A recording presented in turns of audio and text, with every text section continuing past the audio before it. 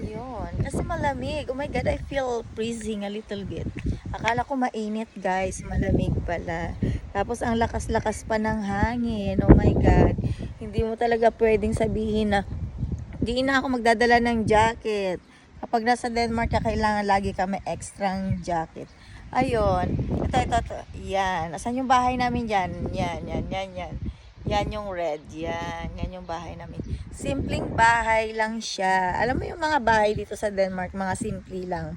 Minsan, pero pag pumunta ka sa sa mga ganitong bahay, simple lang. Pero pag pumunta ka sa mga bahay ng mga rich, ay grabe, ang ganda sa loob, bongga. Pag tinignan mo lang, parang simple-simple lang yung design sa labas, pero pag pinasok mo, ang ganda-ganda. Ayun lang, guys.